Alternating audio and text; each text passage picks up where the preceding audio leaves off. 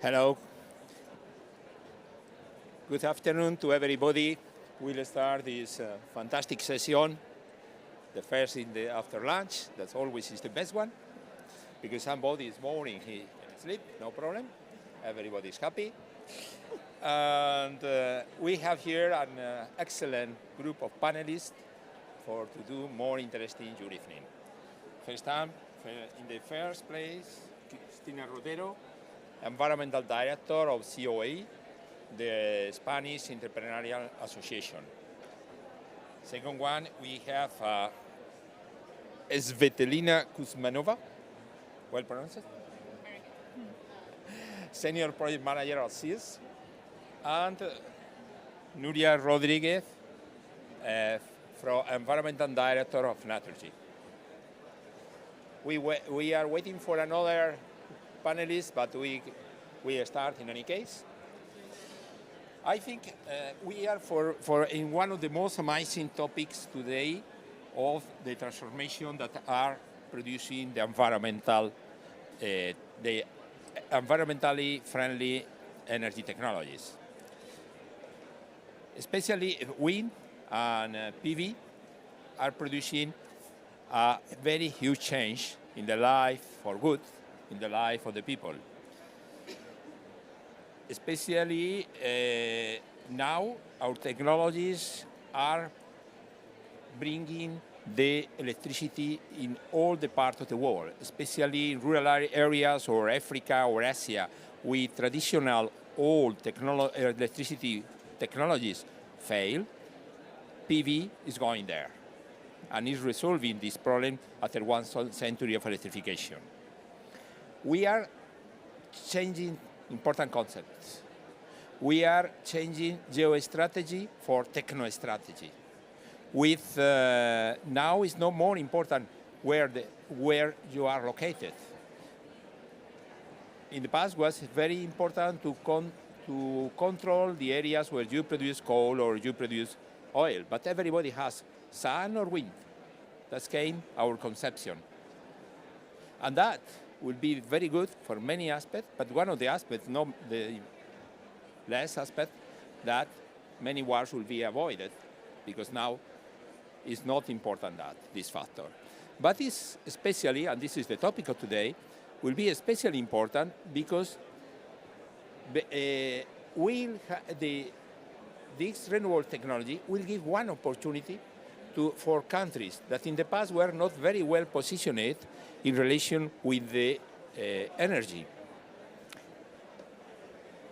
In the past, in the old industrial revolutions, the countries that possessed coal or oil were very well positioned to develop his industry.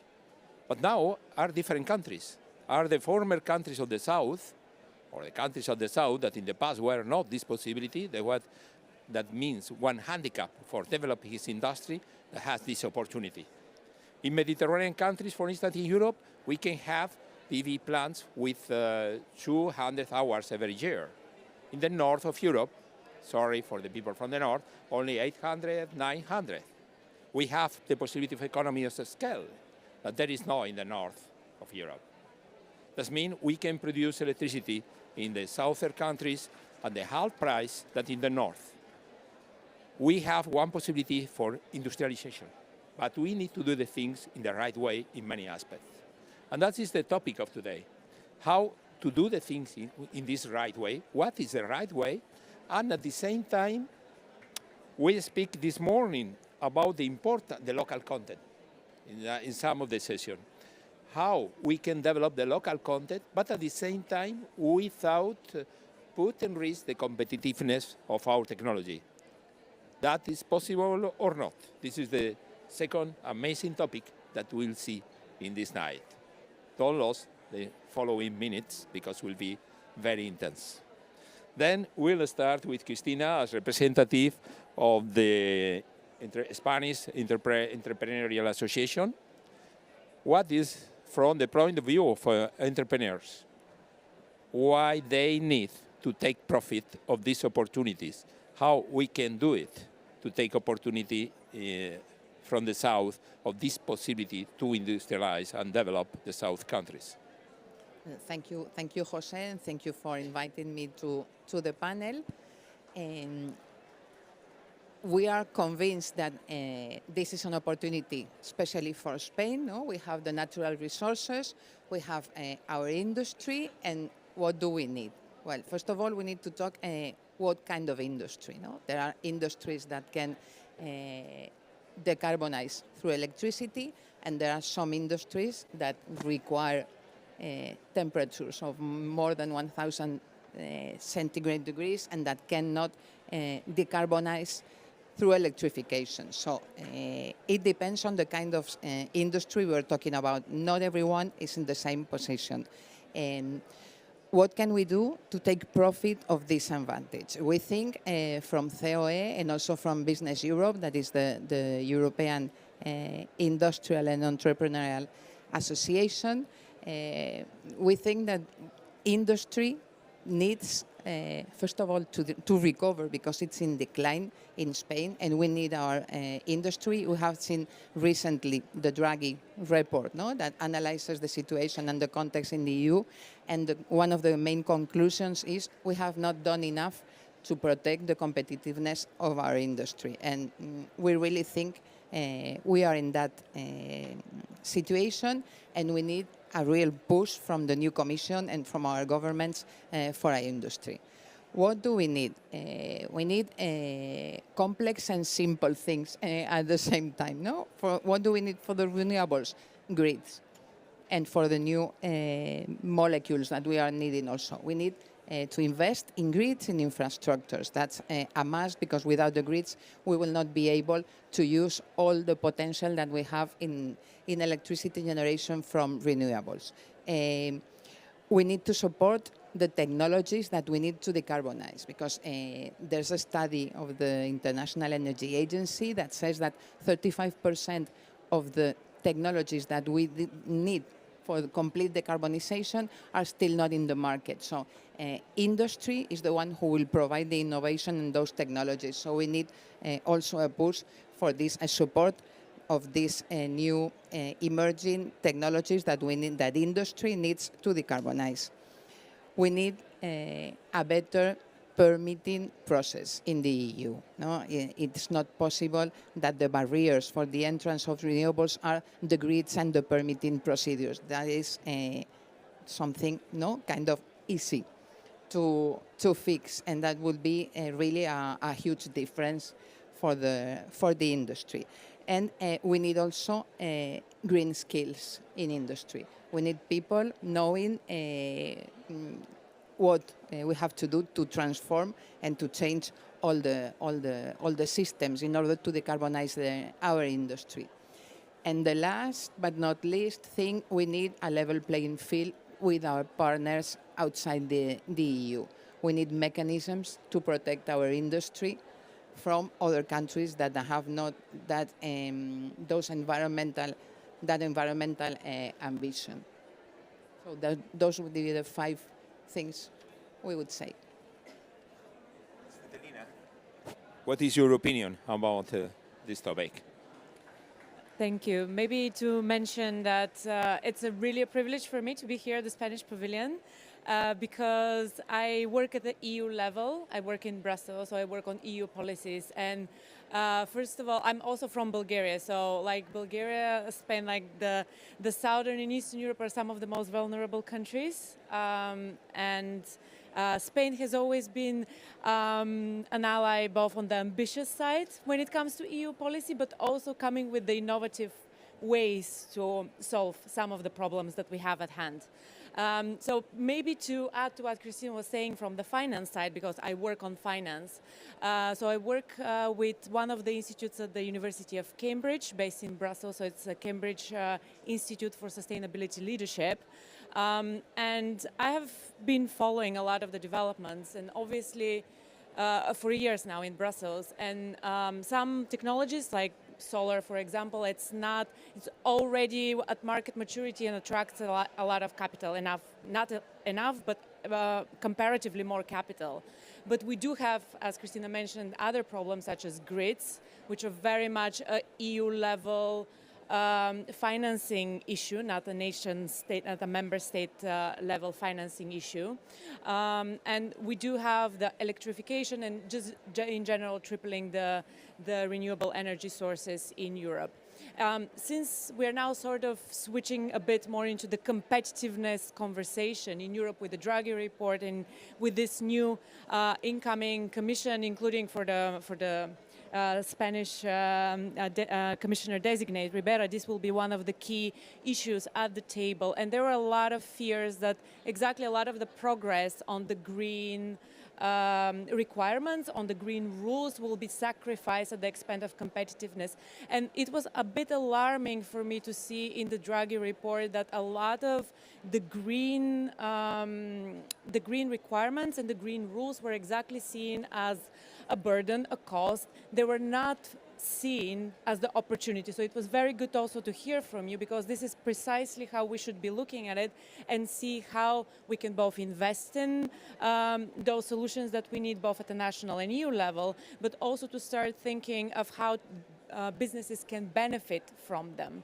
And we're very much entering now that cycle of transition thinking, transition planning, both at the national and at the company level. So this is, transition planning is one of the key instruments that is emerging. We are not there yet to have it, in the framework, very solidified in the legislative framework and in EU regulation. But we need to also start thinking, and I very much hope that now with the new commission, with the new commissioners in place soon, we will start thinking of also how to benefit and not to only see this as a cost and as a burden, but exactly as the driver of competitiveness and exactly how to link it to incentives to businesses. We do have at the EU level a lot of financing. Europe is now discussing the so-called the European Competitiveness Fund. We are expecting a brand new industrial strategy and deal to come from the European Commission, and we need to see the money against it, the money that will be put on the table. But in that context, we also need to start seeing the interconnectedness of businesses in industries and sectors that need to be on the forefront of the transition, those who are doing a good job in their transitioning, how this is linked to incentives to the EU budget, for instance, to financial mechanisms and tools at the EU level. Obviously, there is a lot more to be done, but I have to say that I'm a little bit more optimistic now, and especially now to hear all the commissioners' comments in their hearings in the context of what is happening in the US. We did hear from a lot of commissioners the reassuring commitment that Europe will not be going down the path of race to the bottom, but will be strong on the Green Deal commitments. And now we need to start thinking of how to make the financing mechanisms really work for that competitiveness of the European businesses. So with the CSL, the institute in the Cambridge University, colleagues have designed the so-called Competitive Sustainability Index. So, because a lot of people are talking about competitiveness, but what do we see as competitiveness? And very often and in Draghi report including, it's seen as productivity of businesses. It doesn't have the green angle, it doesn't have the governance, the financing mechanism, doesn't have all these angles. So with colleagues, they have designed that index that looks at various aspects that contribute to a business competitiveness in a member state context, and also ranks the different member states, how they perform, how is their governance, political, innovative environment, skills, as you mentioned as well. So we are now about to release the second iteration on 10th of December of the Competitive Sustainability Index. I do encourage you to look at it, because it's a wonderful interactive tool that gives you a different perspective of all the different aspects that constitute competitiveness. Green is absolutely a key one, but we also have a lot other indicators that contribute to competitiveness.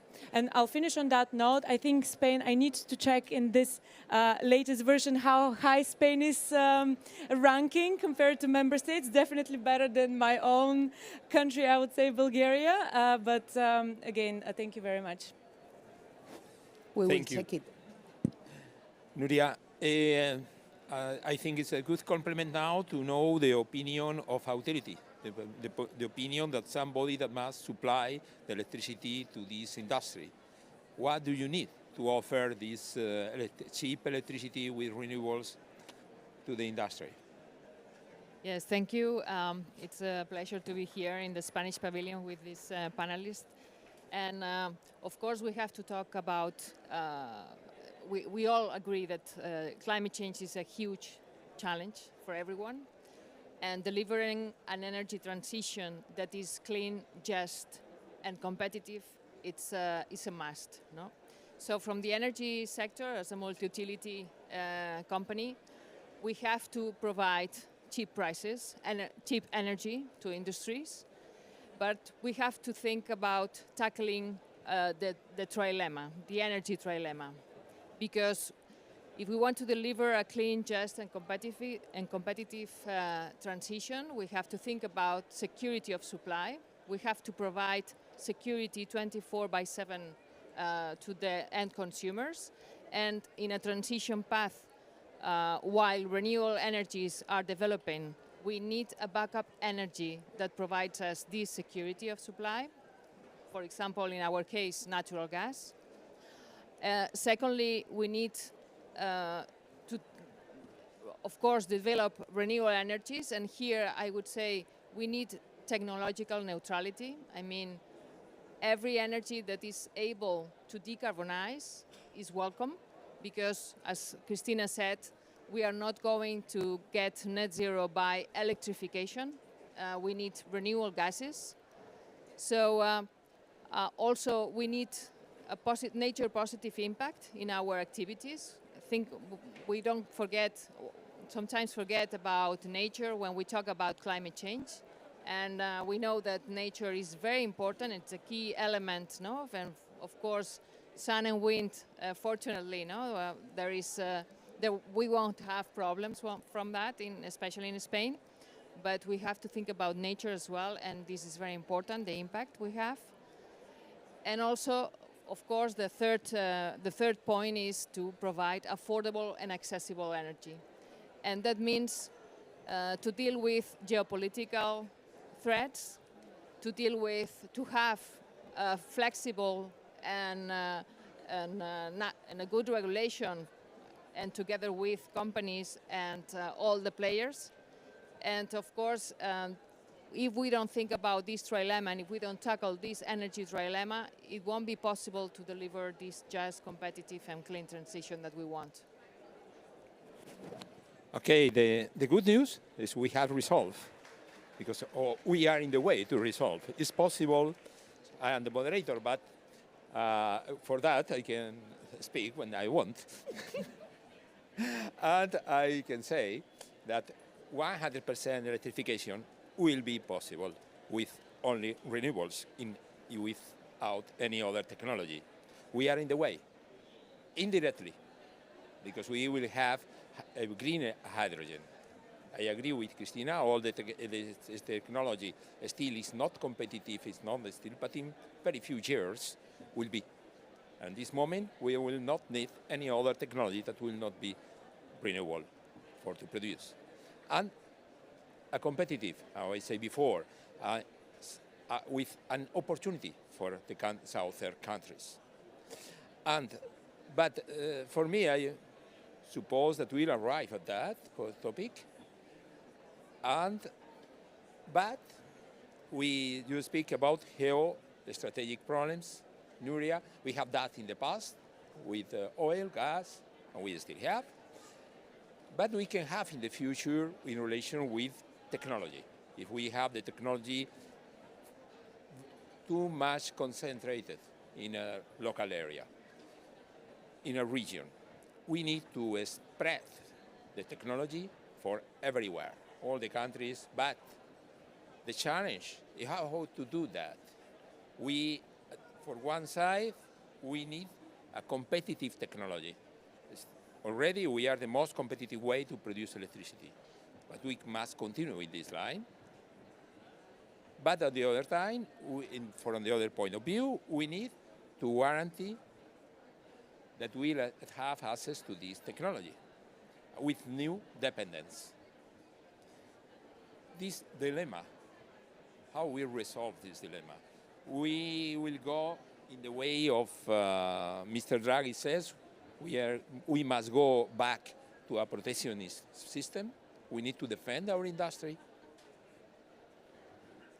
Or support subsidies.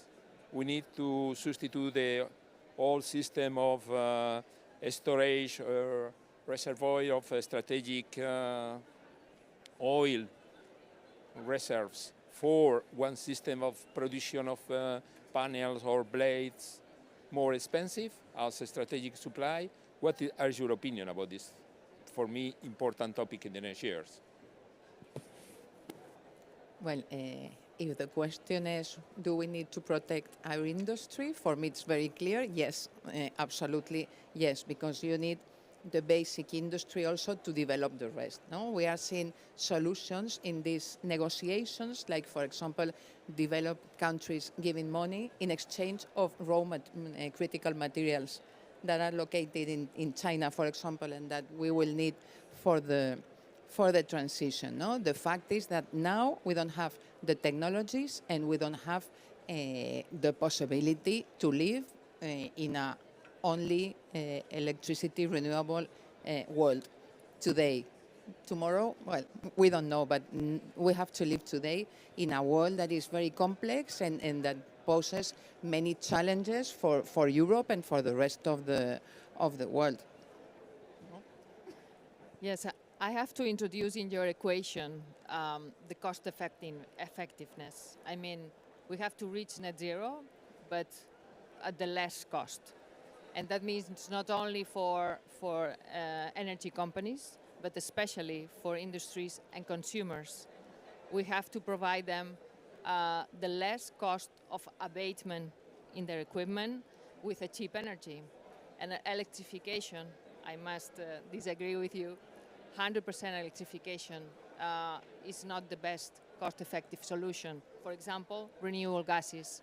We have a tremendous network, for example, in Spain. We have waste, because we have to talk also in the equation about circular economy.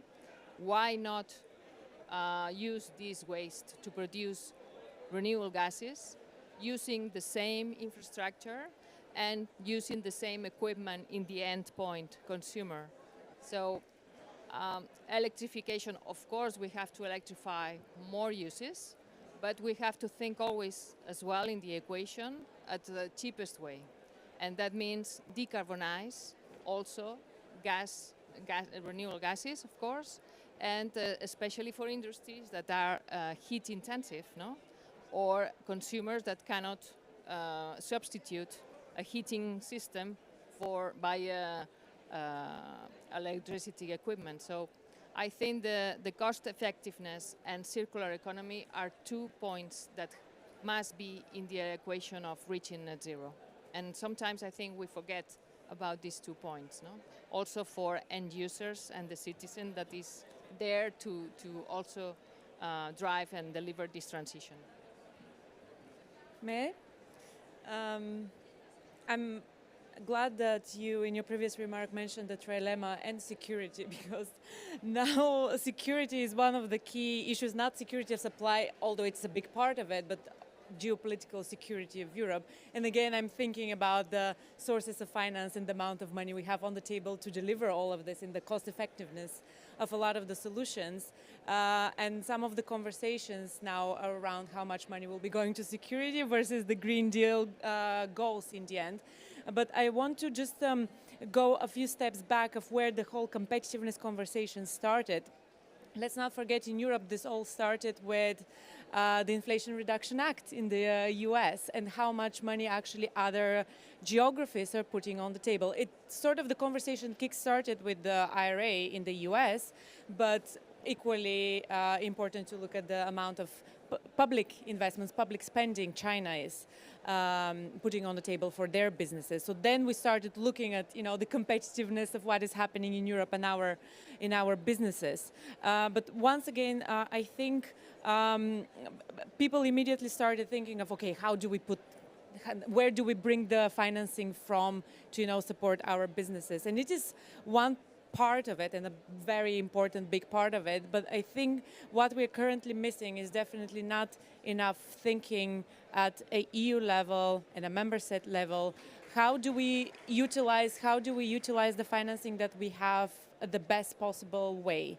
So just to give you an example, the EU level budget, everyone thinks it's big. So we have the RRF, for example, and again, Spain has done a good job in, you know, some of the projects, especially around renewable energy. I think also around EVs. But EU level budget is 1%. So it is tiny while it's expanding and expanding. So grids, for instance, again, as I mentioned, this is a EU level, this is trans-border project and investment. So we need to start thinking better of how to utilize the money that we have in Europe. And that's not only EU budget. By the way, we do see some hints that the new budget commissioners will be prompting member states to be spending some of their national budgets more on the EU level projects, exactly to be able to tackle this issue for grids, for instance. But also then to start thinking of where we actually have money in the private sector, and everyone is relying heavily on capital markets, but in Europe we have various capital markets, various depth of the capital market, so it's not like the US financial system. So we need to start thinking of reforming and optimizing where we can actually contribute to that. I know, again, once again, because it's slightly different from your perspective, specifically on the industry, and just focusing on the financing part, but it's like an incredibly big part of it. And again, coupled with, and this is where I'm, again, once very hopeful about, EU is on the forefront of both regulation and ambition. And this should be only seen as an opportunity, because in most cases, having the right rules in place, actually, from a financing perspective, this brings a lot of trust in the market, and actually has the potential to bring a lot more investments on that front. So I think we have the heart in the right place. We do have the high ambition, the high goals. We do have a lot of the regulatory framework already in place. Now we need to start thinking where our strengths in Europe lie and how to optimize it. And again, to think a little bit more at EU level and more Europe jointly, rather than what only can happen at the national level. And if I may, it's finance, of course, but it's also flexibility. No, when comparing with the IRA, it's flexibility that we need. And if we need to accelerate the transition, we need that, and we also need regulatory stability. We have been the last 5, 6, 10 years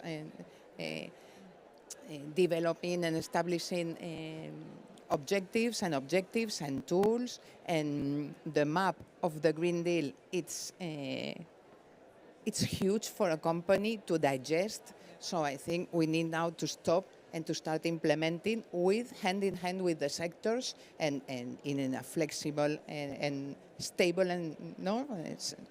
And in addition, I think we should think in the delivery now. I mean, we've regulated whatever it could be regulated, I think. So in this sense, we have a huge framework in regulation in Europe, but we have to think about delivering. And in delivering, we also need to be more efficient in permitting, for example, in bureaucracy. We need to speed up the permitting process. We have to think about homogenizing within the EU the regulation, because we have different regulations even within regions in Spain, for example.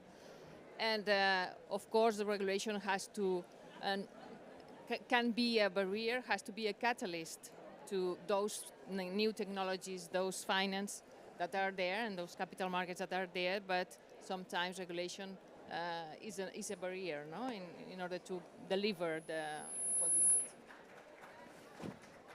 I'm happy, Tatiana, that you mentioned that Svetlina. Sorry. You mentioned the question of the IRA, because socially it's very common to speak about the Chinese dumping, but nobody speaks about the American dumping. In fact, for our sector now, we are more concerned about the American dumping than the Chinese dumping, because because they are competing exactly with the companies that we have value chain in Europe. And then, do you believe that the European Union really will take seriously the Draghi report and will change in the right way to protect the industry? But that our sector need is not to put barriers to the trade. That we need is not penalize, if not to give bonus, to subsidize the good European technologies, as the Americans do, as the Chinese do. What I have seen is that the Draghi report, and before that the Letta report on the single markets in Europe, has been sort of a guiding principle for a lot of what we are yet to expect, and for the new set of both policymakers and the new set of policies that will be on the table. And I do agree with you, a big chunk of it is the implementation and harmonization of already what is out there. So we do have like a brand new mandate for implementation and simplification. So we have Dombrovskis, the commissioner designate specifically for that. So this is one of the guiding principles that came out of the Draghi report, for instance. So I do think that it has been communicated, and has been a lot of what was in the report has already made its way into the missions for the different commissioners, for the different positions, for what is expected of them. So I think as a guiding principle, a lot of it will be in there. Once again, what I have more problem with is, again, seeing a lot of the green angle usually seen as more of a burden rather than, okay, how do we create the incentives for businesses? How do our businesses benefit for it? Because the IRA operates in a very different way than what we have in Europe. This is why I mentioned speed, because one of the benefits there is like not only that you have the available funding, but you can access it very quickly, and businesses can very quickly benefit from it. And we are not seeing that at the EU level yet. So that will be, the financing mechanisms will be very important. But again, what I'm missing there is a little bit the long-term thinking in the Draghi report. So he's looking at the businesses and the financing and the barriers now. He's not going a step further and saying, if we want Europe to be competitive in 10 years, in 20 years, this is how the market should look like. This is what we need in place then. And the transitioning and the green and the electrification and the amounts of renewables, the 2040 target is a very key one. The NDC that Europe, among other jurisdictions, has to negotiate here and agree on is a very key guiding principles for both the energy sector, but also for the financial institutions, public and private.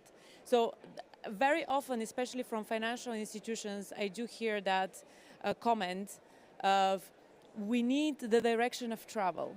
We need the guiding policy of what Europe will do, what this country will do, what that government will do. So we need the long-term thinking so we can plan our investment cycle, so we can plan.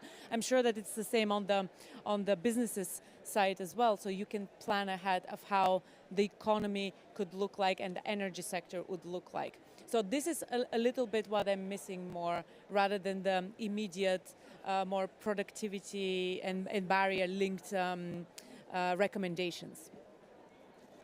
I think that the long-term thinking is the real competitive advantage of the Chinese economy in relation to the European economy. That allows us this long-term thinking, long-term planning, and to address where we need to go.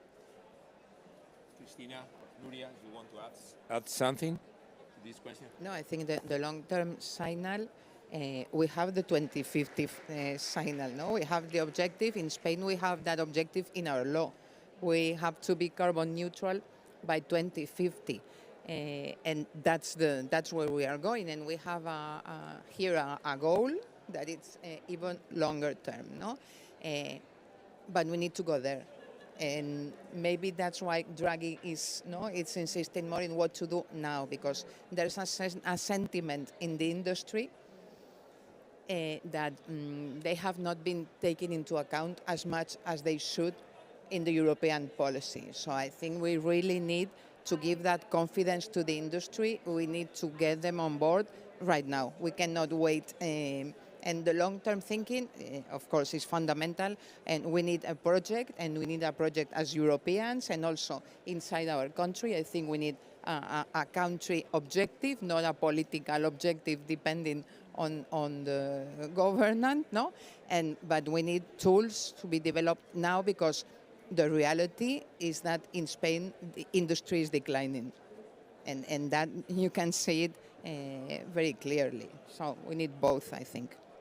I think this is why the industrial deal package will be a very key one, and I very much would like to see the financing against it, not only the strategy, but...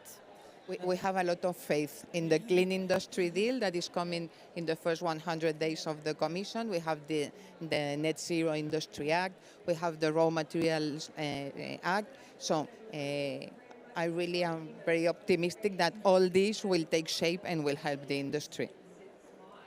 I think on top of that, I think it's very important that we work together, no? Policymakers and regulators and companies and the private sector, to implement the framework that we have to reach the targets that we fixed. Because sometimes we feel that regulations are doing in the offices, but not in the real ground. No? So I think it's very, very important that alliances between public and private sector are made in order to implement what the regulation, what the theoretical framework has done and has established, in order to deal with the problems that we have, no, in the reality. So, in this sense, it's very, very important to talk with businesses, to talk to the people that are delivering, no, the things that happen with the industry, and also to implement a real internal market, no, because the framework is clear, but then internally we have different frameworks. At the national level, no? Or even at the regional level. You mentioned before for me there is two key words in the future, in the next years, for the future of the ecological transition process. One is flexibility, that you mentioned before. Flexibility in the grid planning, flexibility in the integration of the electricity in the grid, flexibility in practically all the aspects. We are changing the world, we are changing the electricity world. But in this first phase of ecological transition, it were a big success in general terms, especially in Spain, but in the most of the European countries. But it was a fail in the substitution of end-use technologies for electricity. And that is a big problem. We need to advance more fast in the substitution of these end-use technologies for electricity. I agree with your point of view. What are the main burdens? How we can do it? How we can increase electrification? I think we are very focused, we've been very focused on fixing targets, but without thinking about the real problems that we have now, and without working together with all the industries in order to, establish a realistic pathway to reach this target. And in this way, for sure, incentives are necessary, but also technological neutrality, also less bureaucracy, because we have huge permitting processes. And so, sometimes we are very, very obsessed, no, about the final target, but we didn't speak much about how to achieve this. So I think it's very important in this sense, again, no, to talk to businesses, talk to industry, and talk to the players that face the real problems in order to make the mechanisms work to reach these objectives. I'm actually very glad that you mentioned pathways, because this is one of the key missing pieces, I would say, in the transition thinking, and also when it comes to the regulation. And the energy sector, I think, is very key, because any industry you take, you need to look at various aspects of the decarbonization of those businesses, and energies and electrification is front and center in most. So the pathways of how to get there, that will help both businesses and investors set targets, align their capex investments, for instance, with those pathways of how the sector should be moving. So this is what I meant when I said the longer term thinking of how things should be happening. I mean, we obviously have the high target of 2050, but we also need to think like what needs to happen, like all the way, so that I hope, I don't know how difficult it is to actually set targets against this, but I hope this will be easier to have some guiding principles of how to progress and how the sector needs to look year by year. And I think that we have the targets, but we lack the tools. And one of the tools that we lack is public acceptance. No? We need also the consumer on board to change appliances, to use energy in other ways. We need education, and we have to settle all these tools that we lack to be able to deliver in such a short period of time the objectives we have. Public acceptance is another public behavior. This is another very interesting topic, and here too we find two alternatives.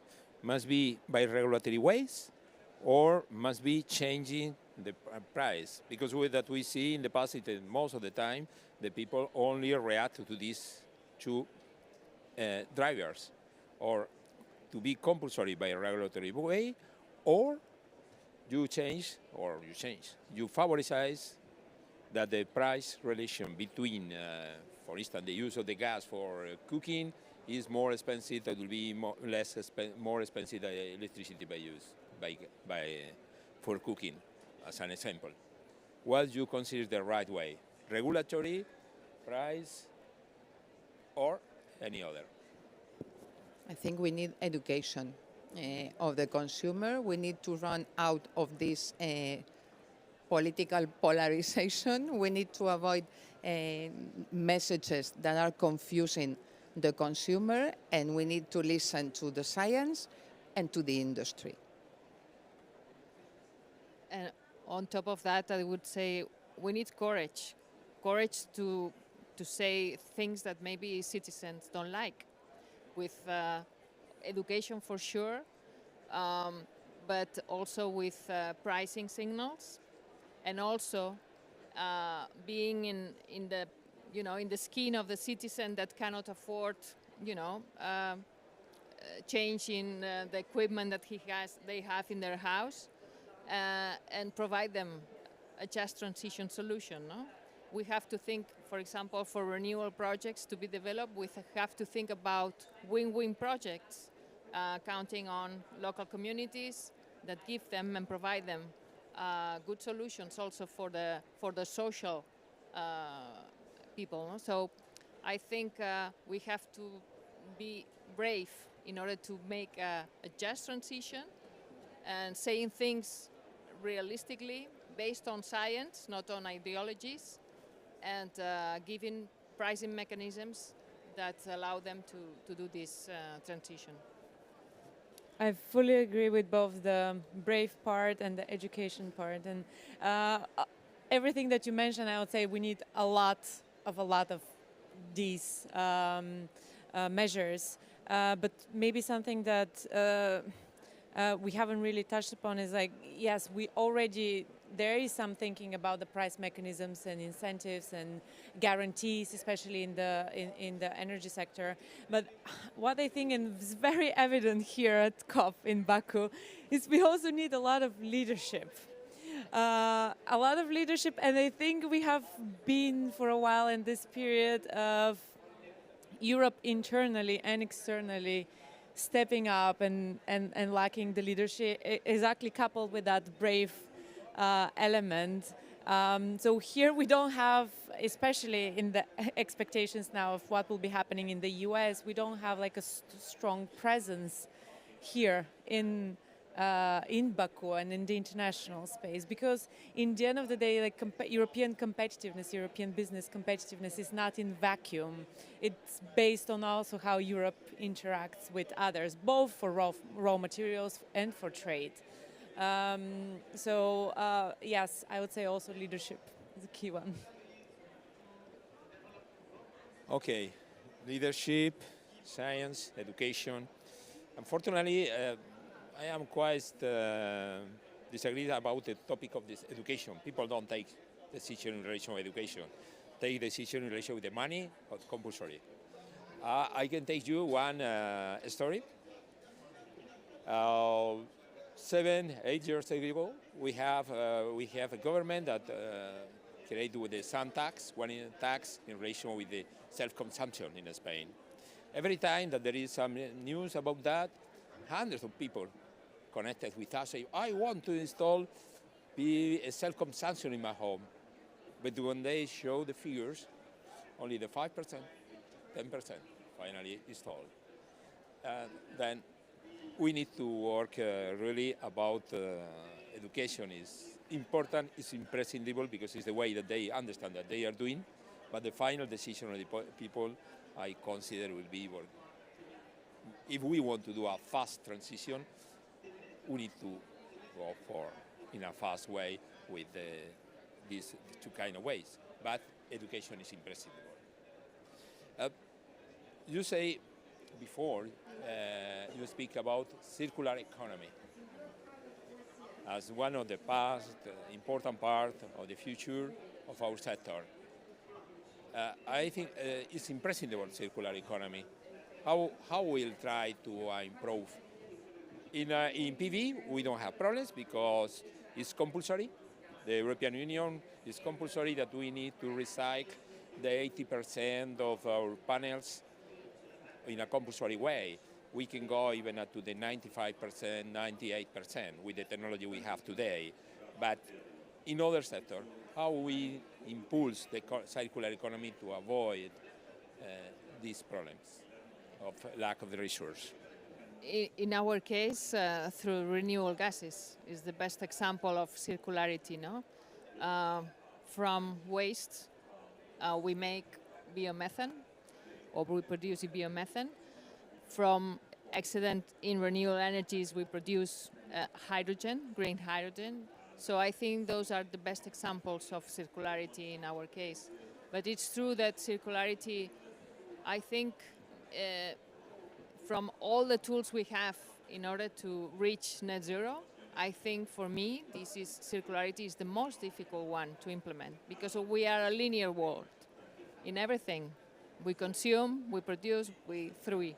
Comes down to the education part. Yeah, so I think it's really the most difficult entanglement that we have to tackle, really. A full implementation of circularity means also changing our mindsets, because we are used to work in silos, no? And circular economy requires new alliances and new processes. I am optimistic, and we are seeing that in COE with all the sectors. There's a change in the way of working, no? Or of creating alliances between different sectors, between different models, and all this come around the circular economy. But there's a lot to do to implement it. I would also add maybe nature solutions, because this is a key one, and we are increasingly looking at the risks that are associated, both real risks and then the real life risks, and also the financial implications of climate-related risks.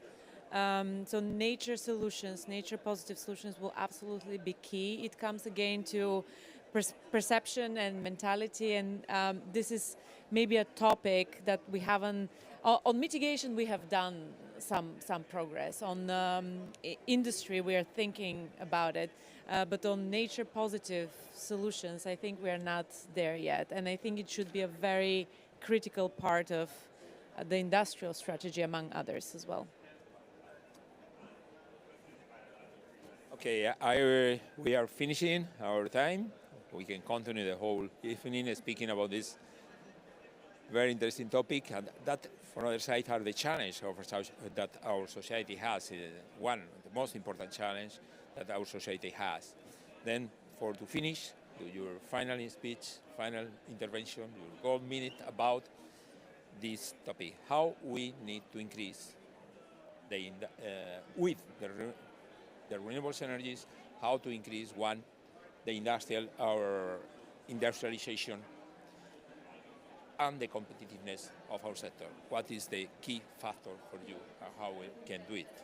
Well, if I have to choose one, we have the objective to triple the renewable capacity in the world. We have the objectives, just we need to get the industry on board if we want them to realize that this is an opportunity that they can really use. So bring the industry on board. For me, maybe to finish on that note, that given everything that's happening around the world and all the climate crises that we have in various parts, in Europe as well in the world, I think it's not a matter of if, but how fast and how exactly we will get there. So I think it's really critical right now, and I'm again a little bit more hopeful now that we will put a lot of effort, hopefully also a lot of money, into a lot of those solutions against the backdrop of the Clean Industrial Deal in Europe specifically. And hopefully we'll manage to get, with some leadership on the EU side, other jurisdictions, other geographies on board as well. For me, and to add a new topic that we maybe didn't mention, is to think more about the present and the things that we can do now, rather than objectives in 30 years that we know, the people, the companies and politicians that are tackling with this challenge maybe want to be in the process, no? So we have to think about present solutions, and for that we have to talk all together, citizens, industries, policymakers, in order to make it happen. Thank you very much. I don't know if somebody from the public wanted to do some question.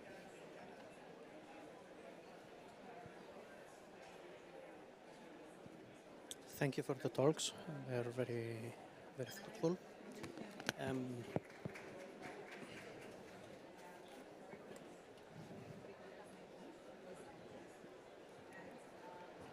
Thank you for the talks. So my question is a little complex, because I have been in this field since a long time. I'm presenting the Global Institute for Water, Environment and Health in Switzerland, and they have been CEO of a company of biogas that worked with Naturgy in Spain. My understanding of all of this, that now I am trying to map it with ESADE, for example, is that we are saying the problem is grid and permitting, but both of them are missing in all Europe. Because if we speak, for example, about green hydrogen, the grid is missing a big part. Just take the map of Europe, put the grid of hydrogen, you will see a big part of Europe, for example, does not have the grid. If you think about biogas, the same. Permitting, so there is countries that they are faster than the others. So I have been in Switzerland since 14 years. Switzerland is more fast than Spain. Spain 2 years to get a renewable energy installations, for example. In Spain it's 2 years. In Switzerland it will take 6 months maximum. That difference and the orientations that we are trying to tackle, and we are putting our objective 2050. Don't you think that 2050 is so far that we didn't start talking about changing and action plans since 2015 that we set the SDGs. Since we set the SDGs until today, 2030 is after tomorrow. And until now, there is no real action plan. And we are still increasing the warming. See what happened in Valencia, see what happened in many other countries, and ask yourself why we fixed it in the summit of Paris, we fixed 1.5, the maximum of temperature, and today we are in 2.3. So I think I took your approach of education. I went to many schools in Catalonia and tried to teach the kids, for example, about climate change, about photovoltaics, about... I got, how to say, a stop from some schools. No, we don't need the kids to understand this because it's early for them. It's early for them. Then going to the education, I don't think it's the immediate way to do that because education, who you educate today will be the leader after tomorrow, will not be the leader tomorrow, and the problem is now. So what we need is real action plans of today. So what is your opinion about that? I know Naturgy is going to different orientations. I know the European Union is trying to fix time frame, but all the time frames that we are fixing are for 10 years. Can we have actions today? Yes, well, maybe because you mentioned Naturgy, no? I totally agree with you. I mean, having targets in 2050, it's a way of postponing the problem, no? So that's why we need solutions that are effective today. That's why we focus, especially in the short terms, because otherwise, you know, as you said, future leaders are in the school today, so we have to teach them, but they cannot make the things happen until 30 years. So I totally agree with you in the short-term problem, because we were upset about fixing targets in 2050, and we forgot to implement and to design the tools, putting objectives in 1 year, 3 years, 5 years so far. So I totally agree, and Naturgy as well. And 2050 is the signal, no? But we need the road. We know where we want to go, but we need the road, and we need to start building the road right now. And that means education, but also permitting. Permitting is an easy thing to implement. No? It shouldn't be so difficult. We need everything. Maybe to get to the... do you want to respond? I was going to comment on the grid part, because that's exactly what I meant. And we did have a little bit the discussion in the beginning that a lot of we're trying to solve trans-border problems with the national solutions and with national money. And this is exactly one of those examples where we need more Europe and more money at the EU level to exactly solve a lot of these issues. I do agree fully with you on the plan.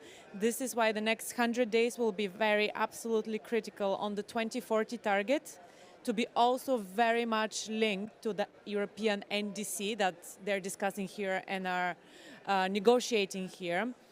And against all of this, to have the practical step-by-step implications of how to get there, because that is one of the problems we have in Europe a little bit. We all work in silos. So everyone is designing the industrial strategy, the financial strategy, and it's not all working together. It's the same with finance. Public and private requirements, they do not talk to one another. And this is exactly what we need: more Europe and better coordinated Europe, I would say.